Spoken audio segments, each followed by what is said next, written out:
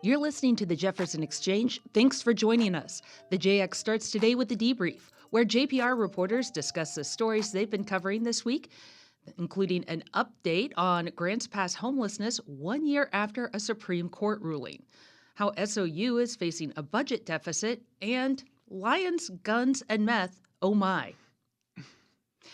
I'm Maria Carter, JPR's news director. I'm Justin Higginbottom, public health and safety reporter. And I'm Roman Battaglia, science, environment, and politics reporter. Reporter Jane Vaughn is off today, but we'll start with this conversation I recorded earlier this week with her. Jane, you recently brought us another story about homelessness in Grants Pass. Why is this significant? Because Saturday, June 28th, is the 1 year anniversary of Grants Pass's big victory at the U.S. Supreme Court. So I know I do a lot of stories about homelessness in Grants Pass, but this one is really sort of a milestone. The city had been sued over its treatment of homeless residents and then basically appealed that lawsuit all the way up to the U.S. Supreme Court, and they won 1 year ago, and that really reshaped how cities across the country can regulate homelessness. So that's why we're talking about it again. And so if someone is a new debrief listener, can you give us some background on that case and what it really meant? Yeah, so the case is called Grants Pass v. Johnson, and basically in their ruling, the U.S. Supreme Court upheld the city's ban against homeless people camping in public. That court case took almost 6 years to work its way through. It was a really long process, and the Supreme Court's ruling really had some big impacts across the country, allowed cities to crack down on homelessness. So previously, lower court rulings had barred cities from enforcing their anti-camping laws unless there was enough capacity in shelters for homeless people. So there's a big shift. Now there's been more crackdowns that we've seen across the country, hundreds of cities implementing new ordinances and new rules that do ban camping and fine people and things like that. So we have seen a shift since that Supreme Court ruling. It's been a year since that ruling. What's happened in Grants Pass in that time? Have things changed? They have sort of changed, but maybe not in the way that the city might have hoped. I don't think the city is quite where they thought they would be 1 year later, because in January the city was sued again over its treatment of homeless residents. Last time it was under the Eighth Amendment. This time it was under state laws.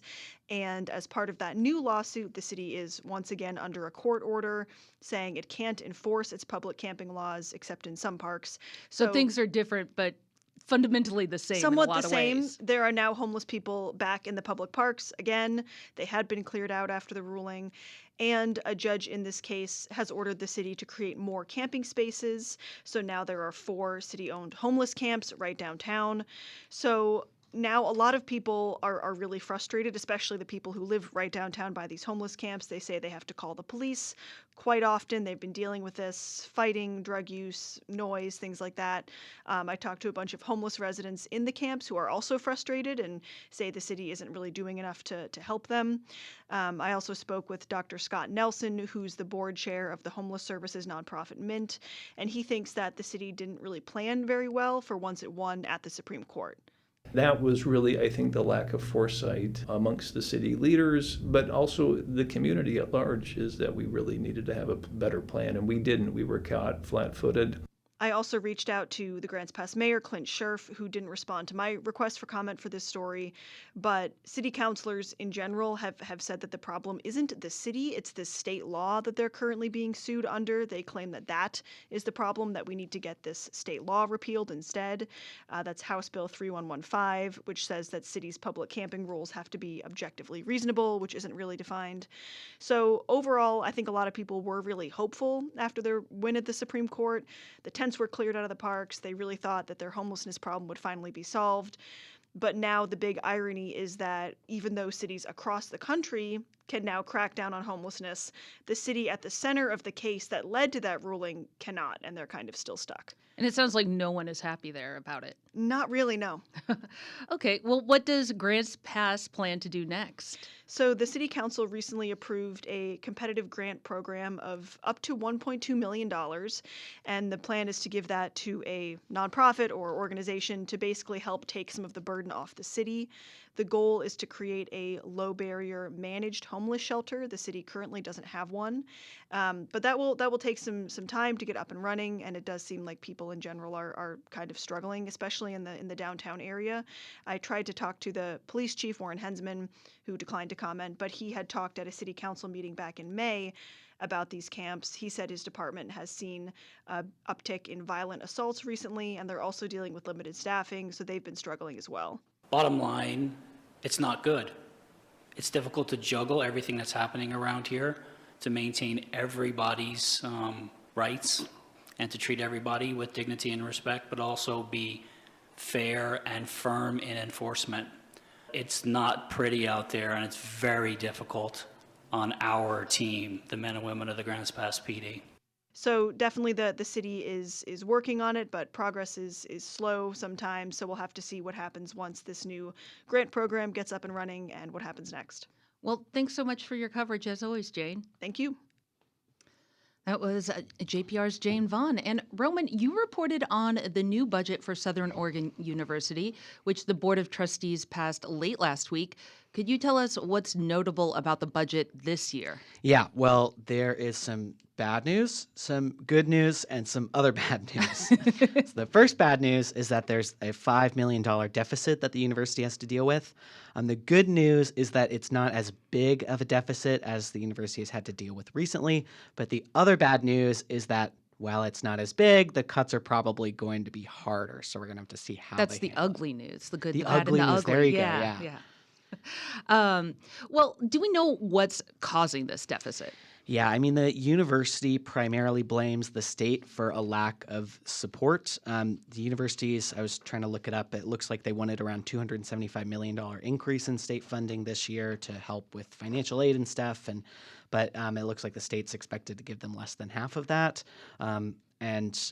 SOU President Rick Bailey says that means Oregon is going to drop to 46th in the country for state support of public universities, which is not great. And that, it makes it really hard for universities to keep tuition low and provide financial aid to, help students attend college in the state. Higher tuition, means students might be driven out of the state, where it could be cheaper to go somewhere out of state, or it could mean people don't want to come to Oregon to study for college. So, it makes it difficult. Other Oregon universities, too, are also facing big budget gaps as well. SOU is not alone. The University of Oregon is facing a $30 million budget deficit. They're obviously a lot bigger, but, it's still a big deficit for them. Yeah. Well, this isn't, I think, the first budget deficit that SOU has faced. What's been the history of budget difficulties there? Yeah, they are not unknown to SOU. The state has, they've kind of failed to provide support for a while now. They are dropping down to 46th in the country, but I think they were at like 44th in the country anyways. So, they still have not been providing It's a lot not of. a huge drop on that list. Yeah, exactly. And then they faced a multi-million-dollar deficit. I think it was around $12 or $13 million a few years ago, and went through this whole downsize restructuring effort called SOU Forward, which was, really rough. It involved, some layoffs and, cutting stuff. They've also raised tuition this year and last year by just under 5%, because, fun fact, if you don't know, if they raise tuition higher than 5%, you have to get it approved, and you kind of have to argue your case in front of the Higher Education Coordinating Commission for the state. So that's why they raised it by just under 5%. How is the university planning to address the $5 billion deficit? Yeah, we don't really know yet. The SOU president has a plan he's supposed to deliver a draft plan of how they're going to address this shortfall to the Board of Trustees by the end of July. What we do know is that addressing this deficit is going to be harder than last time, because they made a lot of those easy cuts last time when they were dealing with that deficit. Like, for example, the easiest cuts usually are when they keep positions vacant when someone quits or retires. Instead of rehiring to fill that position, they'll just leave it vacant if it's not as important or someone else can fill that job, and then you save that money. But a lot of those have happened now, and so there's not as many of those. And so, this time there'll probably be more people who are laid off who don't want to leave the university, which is, going to be really difficult. They also need to look at, any other possible way of raising revenue for the university. They have some plans to convert one of the dorms into this shared student/senior living housing complex. And then they also have talks about wanting to, go all solar for the university so that they don't have to pay any energy bills. We actually just got an email from the university president with a form asking people to submit ideas of, how they can raise revenue or cut things, or if they have ideas on how to deal with this deficit.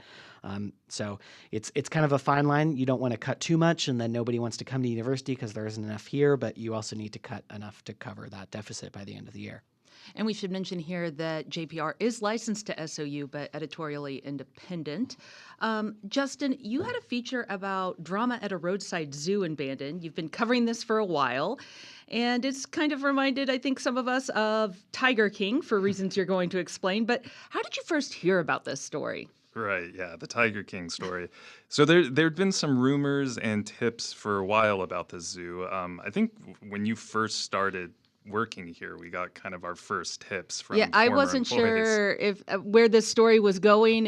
Yeah. It was a crazy first conversation to have. Right, yeah. So there's these rumors and kind of unsubstantiated claims from locals in Bandon involving some pretty serious accusations around that zoo, mostly around animal neglect, but also things like drug use of the owner of that zoo. But it was hard to get anything concrete, and people were scared to talk. I spoke with plenty of people off the record about these allegations over the months.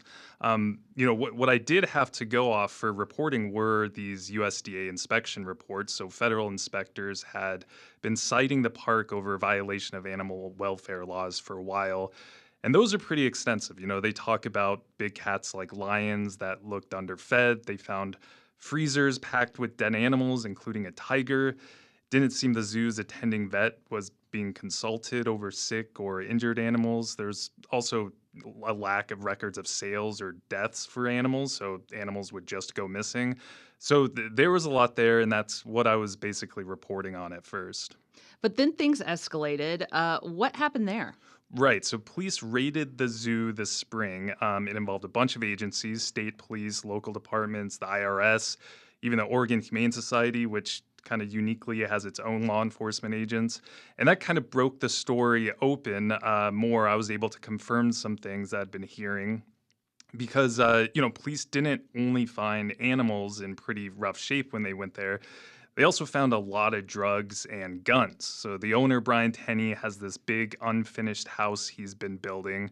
Former employees called it the White Castle. It was basically a mansion, and it's just outside the zoo's property. Then Tenney actually kept a lion alone in an enclosure on that property.